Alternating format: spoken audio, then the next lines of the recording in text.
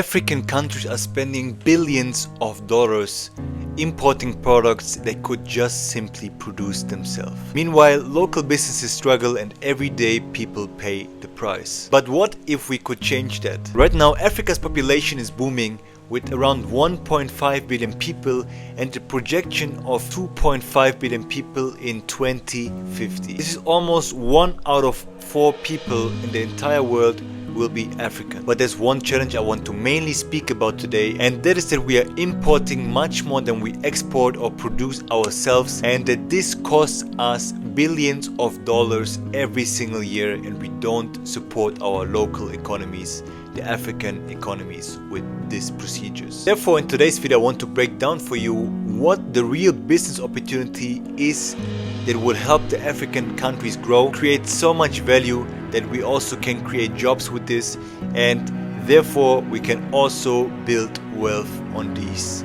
things and could sustain our own countries and the African continent, and even make enough profits and be ready for exporting products ourselves. Let's start with a couple of numbers to give you a little bit of an overview of where the problem actually lays. So in 2019, the African countries together exported around $470 billion of products, but they imported $570 billion of products back again into the country. So this makes up to approximately 100 billion in trade deficit alone. But what I think where the problem lays is that if you look at where and what we are exporting a lot of raw materials, a lot of resources, a lot of minerals that we could use and just produce and add value to these products ourselves. But instead of doing this, we are exporting them raw and buying them back in later at a much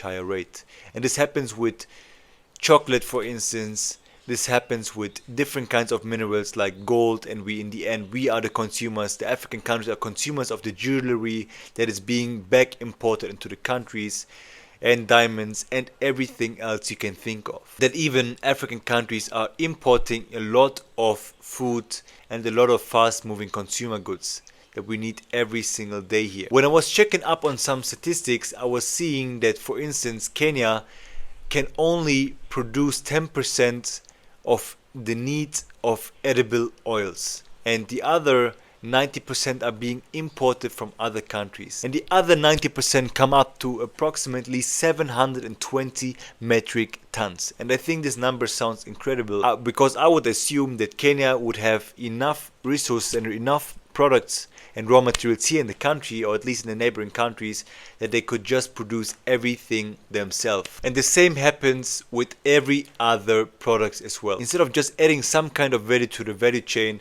we are simply importing every single product, or at least oftentimes we're also just assembling the products here ourselves, but not manufacturing from A to Z. What leads us to the problem that we don't create as much value as we could, so we lose a lot of money, and it also leads to the problem that we're not creating enough jobs for people. Therefore, the entire chain is lacking and we lose a lot of possibilities. Just to give you another example of why Africans pay a much higher price and lose a lot of on the way of processing the goods, is that Zambia, for instance, is exporting raw material copper to China. They process it as Zambia buys it back at a higher price. The same happens in Ghana, where Ghana is the main producer, or one of the main producers of cocoa beans in the entire world, but they don't or didn't process them for a very long time.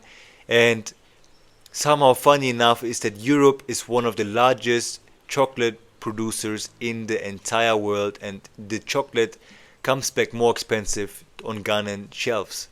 So you see where the discrepancies are. So you see where the problems are. You see where you're not creating enough value here locally that people can get a job, that people just have to pay less for the finalized and finished products because we are not able to refine and process products here ourselves on the ground. Of course, it might be tied to some of the older regulations, it might be tied to some knowledge gaps there are, but I think it's also time to pick it up that we can just process products on ourselves. So in the recent years, Ghana solved the problem a little bit, and like they stopped selling a lot of raw materials and they just put up a lot of factories themselves that are producing now Ghanaian made chocolates. I don't see a problem with it, because as long as the price is good and the quality is good, people will buy no matter what name of the country is written on the chocolate bars. And the same thing is in Burkina Faso, where they recently just opened up their,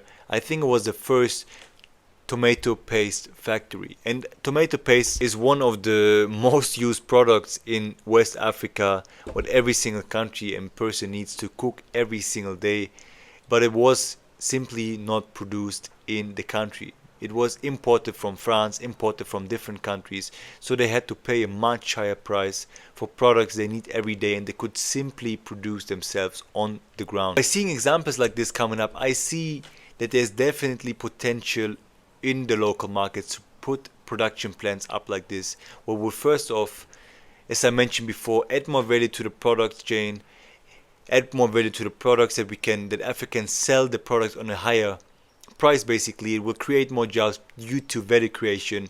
It will create more intra-African trade, because the products don't need to be imported anymore from Western countries or Asian countries if they could just produce themselves and send them just by road to the neighboring countries. So what does this tell us? The last couple of days I've been really deeply researching about manufacturing processes here on the ground and what African countries actually need and how investors could come in.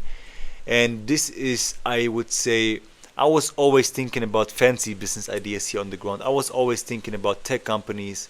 I was always thinking about like big problems, but I never got the actual idea. But when I now look at also examples of like how the most richest people here on the African continent made their money and created the most value for the people and for themselves as well, is by simply manufacturing goods that are needed here on the ground on a daily basis. If you look at Dangote, he was simply putting up production plants for cement. If you look at the youngest billionaire as well here in the African continent, is Mohammed from Tanzania, and he also has all different kinds of fast moving consumer goods production plants. He's producing everything from toothpaste to soap to clothes to everything that people need on a daily basis, even like the matchboxes.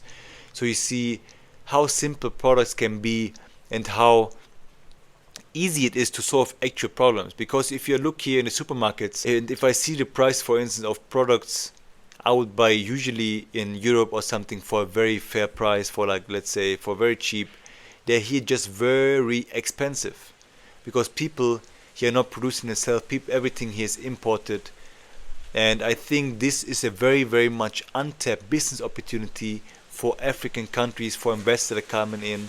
And I'm even thinking myself of now what could be a great and good move in terms of producing any kinds of goods here locally that will benefit for everybody here on the ground and also for yourself. Yeah, and just to give you another couple of ideas, as I said, like oftentimes simple and boring businesses are overlooked here on the continent, very much overlooked. So we look at we look at, like I said, tech solutions. We look at problems we want to solve on like a very high scale, but oftentimes just also businesses in the agri sector, just like being more efficient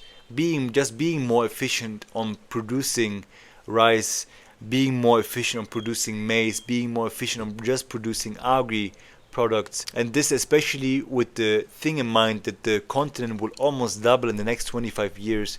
We need more food supply here on the continent. We don't want to import everything, because this just gets more expensive. We lose out on a lot of money, a lot of value.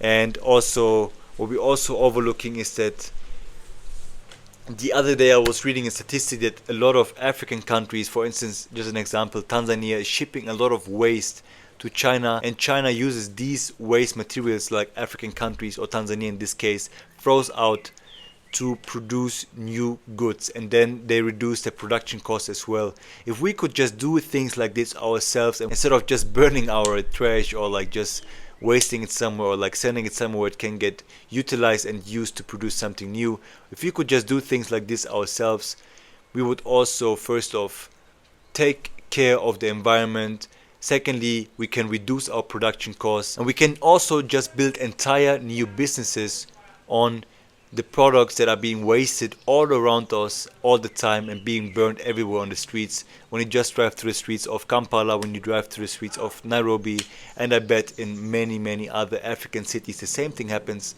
as well. So we can build another new business around this. I think the more governments will see developments like this happening also in terms of logistics, because for instance more goods can be exported or like different goods can be imported, then the government will see the need of also fixing infrastructure, building out infrastructure, new projects that are actually helping people on the ground and like make these boring businesses successful. The more we can see growth happening on the African continent.